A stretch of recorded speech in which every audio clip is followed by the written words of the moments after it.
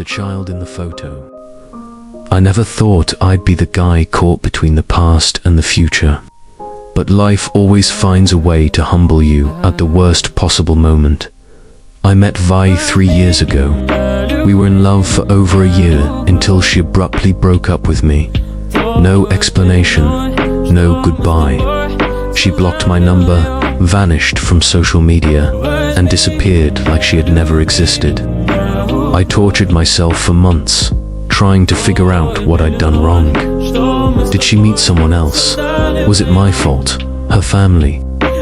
I drank myself numb, lost almost 10 kilograms, and only after 6 months did I begin to function again.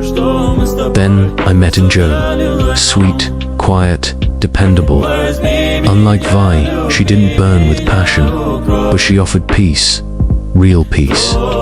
We dated for 2 years, then decided to get married. Everything was ready.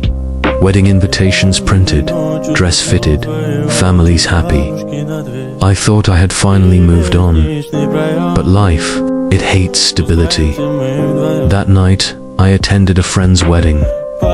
After the reception, I was heading to the parking lot, holding a box of leftover cake, when I accidentally bumped into a woman. "I'm so sorry, I wasn't looking," she said. My heart stopped. It was Vi. "It's been a while," she stammered. She froze. Her face turned pale. "It's been a while," she stammered. I couldn't speak. I looked at the child. A little girl, barely 2 years old. Round cheeks, big eyes. But what made my chest tighten was that she looked exactly like me. Is she mine? Vi looked down, clutching the child closer. She hesitated for a moment, then nodded. We met the next day at a coffee shop. Vi told me everything. When we broke up, she'd just found out she was pregnant.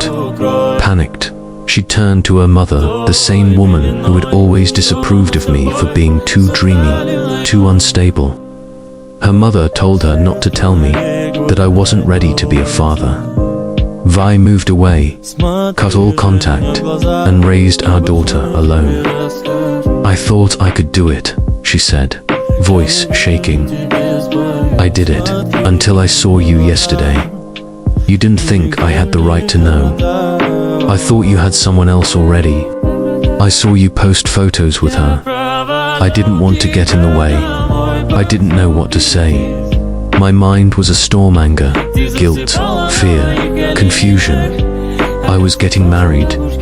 In 2 weeks that night, I couldn't sleep. I stared at the ceiling and felt my entire world unravel. I had a daughter, a real, living child, 2 years old, and I never knew. But I was also engaged to someone I truly cared about. Jo didn't deserve to be blindsided. If I kept this a secret, I'd be no better than Vi. But if I told her, I might lose her forever. I decided to be honest. Jo listened quietly as I told her everything. She didn't cry, just sat still. Then she asked, "Do you still have feelings for Vi?" "No, I'm in shock. I never imagined I had a child. And now, what do you want?" I didn't know how to answer. I wanted to marry Ngok, but I couldn't abandon my daughter. I couldn't pretend she didn't exist. And I knew, deep down, Jo couldn't accept that. 3 days later, Jo cancelled the wedding. She sent me a short message.